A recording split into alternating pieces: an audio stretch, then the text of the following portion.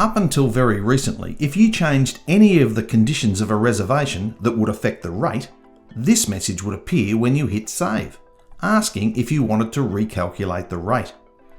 In most cases, if you're adding guests, extending a stay, or upgrading a room, the expectation would be that the rate would change. Therefore, this message has now been removed from the system and the rate will automatically recalculate to account for changed conditions. Of course, there may be times when you don't want the rate to change, such as when you offer a free upgrade or allow an extra guest to stay at no charge. This video will go over some of the ways you can reconcile some of those contingencies. Let's start with free upgrades. If you choose to upgrade a guest to a higher class of accommodation, but you don't want to charge the higher fee, use the Bill Category feature.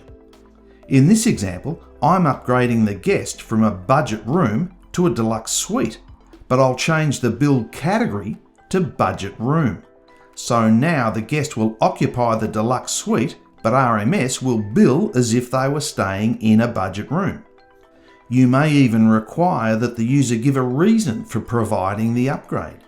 You can build a list of reservation upgrade reasons in lookup tables under the Setup section in the side menu.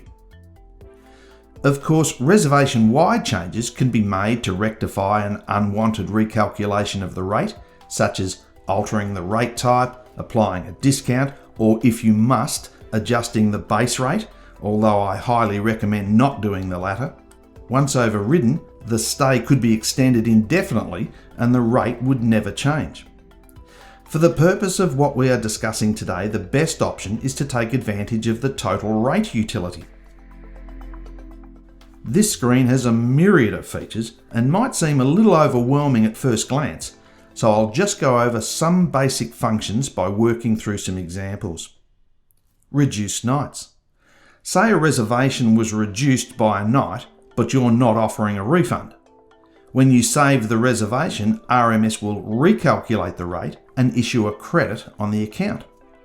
You could place a sundry charge on the account to consume the credit, but that may raise issues around correctly allocating the revenue to the category. A simple solution is to do a manual calculation and add it to the last day of the stay in this column. Check your calculation by ensuring the running balance equals the original total rate. Free nights. So let's say you've extended a stay and for whatever reason you're not charging for the extra night. You could handle this in a few different ways.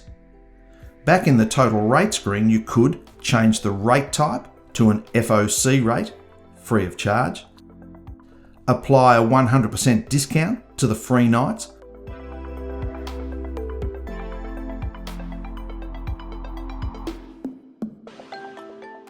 or override the rate for one or more nights. Use the drop-down boxes above each column to apply a change to multiple selected nights. Looking at the top toolbar, use the red star to change the rate creation rule to nightly or total. The top option here can let you get creative by, for example, creating a rate for say 7 nights at a time, which might be handy for longer reservations where the guest is paying weekly. The bottom option lets you accumulate all the accommodation charges for the entire stay into a single total rate. This icon allows you to apply a discount to a run of days that make up part or all of the stay. This icon effectively undoes any changes made to one or more nights by reverting to the amount that would normally be applied for the rate type for that night. To summarise, any changes to a reservation that affect the rate will now automatically trigger a recalculation and you will not be prompted with a message, nor will you have the option to override the action. However, as we've just seen, there are several quick and easy ways to achieve your desired outcome with a combination of bill category and the total rate screen.